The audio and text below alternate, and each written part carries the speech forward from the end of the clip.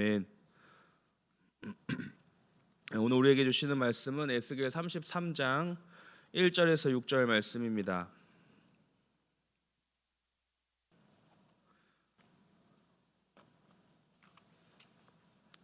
에스겔입니다. 에스겔 33장 1절에서 6절 말씀입니다.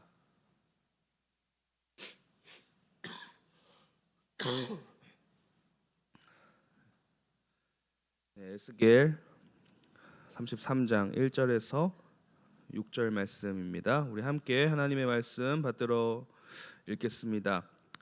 여호와의 말씀이 내게 임하여 이르시되 인자야 너는 내 민족에게 말하여 이르라. 가령 내가 칼을 한 땅에 임하게 한다 하자. 그 땅 백성이 자기들 가운데에 하나를 택하여 파수꾼을 삼은 그 사람이 그 땅에 칼이 임함을 보고 나팔을 불어 백성에게 경고하되 그들이 나팔을 소리를 듣고도 정신을 차리지 아니하므로 그 임하는 칼에 제거함을 당하면 그 피가 자기의 머리로 돌아갈 것이라. 그가 경고를 받았던들 자기 생명을 보존하여 것이나 나팔 소리를 듣고도 경고를 받지 아니하였으니 그 피가 자기에게로 돌아가리라. 그러나 칼이 임함을 파수꾼이 보고도 나팔을 불지 아니하며 백성에게 경고하지 아니하므로 그 중에 한 사람이 그 임하는 칼에 제거당하면 그는 자기 죄악으로 그 죄는 내가 파수꾼의 손에서 찾으리라. 아멘. 네, 오늘은 깨우는 사람이라는 제목으로 우리 함께 말씀을 나누려고 합니다. 정독표에 따라서 에스겔서를 우리가 보고 묵상하고 있는데요.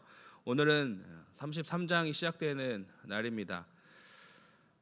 33장부터는 마음이 그래도 조금 편안해집니다. 그 이유는 이제 회복의 말씀들이 시작되기 때문인데요. 여호와의 심판으로 멸망했던 그 이스라엘 백성들 이제 회복을 명하시고 회복의 말씀을 주십니다. 회복을 선포하기에 앞서서 가장 먼저 하신 것이 오늘 말씀인데요. 오늘 말씀의 1절에서 3절 말씀입니다. 바로 에스겔에게 이 에스겔의 중요한 사명, 중요한 임무를 다시 한번 알려주시는 말씀을 하십니다. 이 에스겔의 임무를 다시 일깨워 주신 것인데요. 이 에스겔의 임무는 2절 보시면 말하여 이르라입니다. 말하여 이르는 것입니다. 그 백성에게 말하는 임무를 기억하라라고 말씀을 하십니다. 이 에스겔이 민족 파수꾼으로서의 책임을 다해야 함을 다시 한번 일깨워 주시고 강조하시면서 백성들에게 회개를 촉구하고 하나님의 그 경고 메시지를 제대로 전달해라, 제대로 말을 해라라고 요청하십니다. 이 회복의 말씀에 앞서서 파수꾼의 역할이 중요하다는 것을 알려주시는 것이고요. 그리고 그 역할이 중요하다라는 것을 알려주시는 이유는 하나님의 말씀을 들어야 회복된다라는 말씀입니다.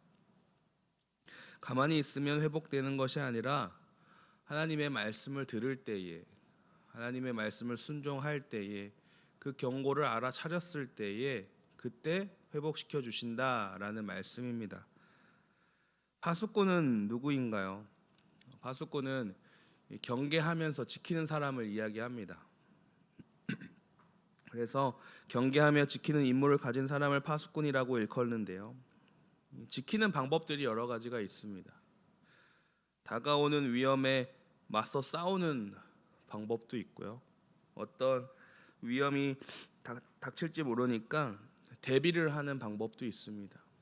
그리고 또 어떤 위험이 닥칠지를 알려주어서 모든 이들이 대비할 수 있도록 일깨우는 방법도 있습니다. 3절 말씀을 우리 한번 다시 보겠습니다. 그 사람이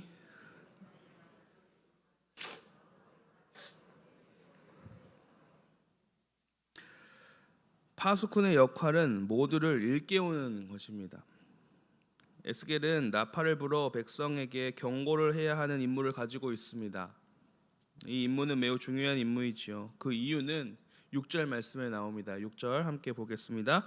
그러나 칼이 임함을 파수꾼이 보고도 나팔을 불지 아니하여 백성에게 경고하지 아니하므로 그 중에 한 사람이 그 임하는 칼에 제거당하면 그는 자기 죄악으로 말미암아 제거되려니와 그 죄는 내가 파수꾼의 손에서 찾으리라.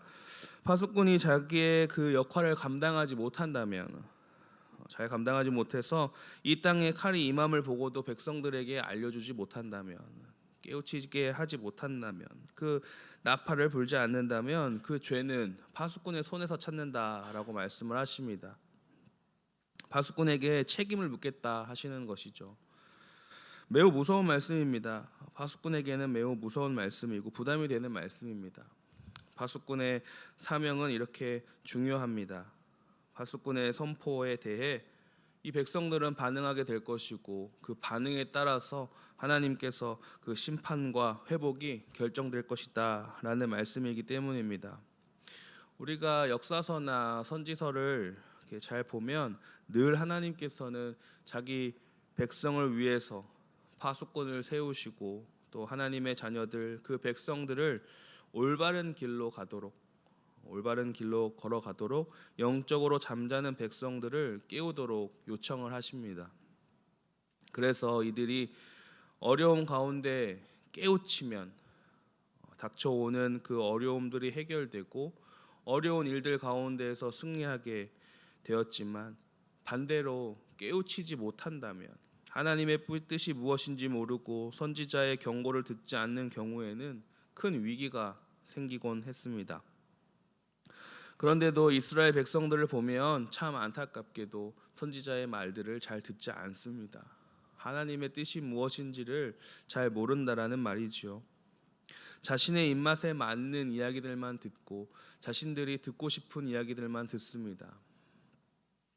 그래서 거짓 선지자들이 난무해지고 그들의 말을 듣기나 하고 이방 신을 의지하며 이방 나라들을 의지하곤 합니다. 그런데 이것이 비단 그때만이 아닌 것 같습니다. 하나님은 오늘도 파수꾼을 세우십니다. 오늘도 파수꾼을 세우신다는 말씀은 그 이유는 무엇인가요? 무엇을 의미하나요? 지금 이 세상도 영적 상태가 말이 아니라는 것이죠. 파수꾼이 깨워야 하는 그런 시기라는 것입니다. 거짓이 난무하고요. 영적으로 타락했습니다. 위험에 직면하고 어려움 가운데 허덕이고 있습니다. 우리가 너무나도 다 잘 알고 있지요. 그래서 하나님은 오늘도 파수꾼을 세우시는 겁니다. 그 파수꾼이 바로 우리들입니다. 이 세상이 영적으로 바로 서도록 깨우치게 하는 역할이 바로 우리라는 사실, 그 역할을 감당할 파수꾼들이 우리라는 사실을 우리는 오늘 말씀을 통해서 기억해야 됩니다. 정말 이쁜 구석이 하나도 없는 세상입니다. 그 이쁜 구석이 하나도 없는 백성들을 사랑하셔서 하나님 품에 돌아오도록 하신 것처럼 지금 너무나도 이쁜 구석이 하나도 없는 세상이지만 그 세상이 하나님 품 가운데 다시 돌아오도록 우리를 사용해 주실 줄로 믿습니다. 하나님께서는 우리를 세우시고 이 세상이 회개케 하도록 우리에게 계속 세상을 깨우라고 요청하고 계십니다. 이 얼마나 악한 세대인가요? 그리고 얼마나 악한 시대입니까? 그 모습을 하나님께서 바라보시면서 어떠한 마음이 생기실까요? 어떠한 마음으로 이 시대를 바라보고 계실까요? 하나님을 무시하는 시대이죠. 하나님의 말씀을 듣지 않는 시대입니다. 심지어 욕하는 시대입니다. 좋은 말만 하기를 원하고 자신이 듣기 좋은 말만 들으려고 합니다. 그래서 하나님은 끊임없이 선지자들을 세우시고 파수꾼들을 세우시고 하나님의 사랑을 알려주고 계십니다. 파수꾼의 역할을 잘 감당하고 있는지 우리의 모습을 생각해 보면 좋겠습니다.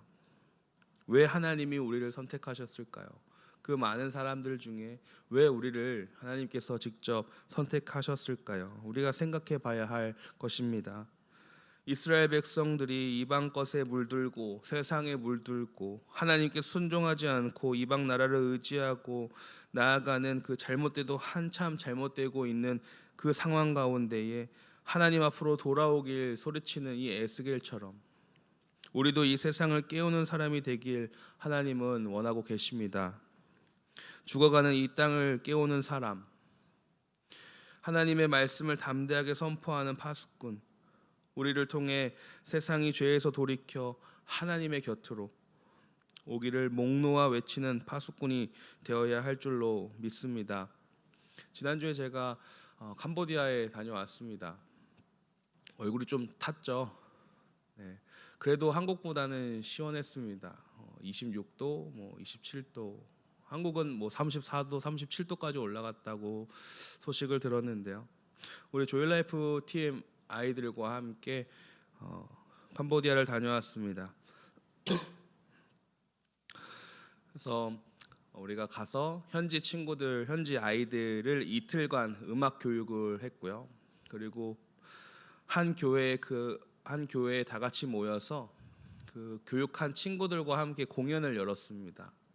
그래서 한 300명 정도의 그 주민들을 초대해서 함께 하나님을 찬양하며 공연을 하고 왔는데요. 얼마나 더운지 모릅니다. 에어컨이 없는 곳이라서 저희가 에어컨을 막 설치하기도 하고 했는데요. 워낙 더운 곳이고 건물 자체도 이렇게 막혀 있는 공간이 아니기 때문에 에어컨을 틀어놔도 시원한 공기가 머물 수 없는 그런 상황들이었습니다. 우리 아이들이요, 그냥 1년치 흘릴 땀을 그냥 하루에 다 흘린 것 같습니다.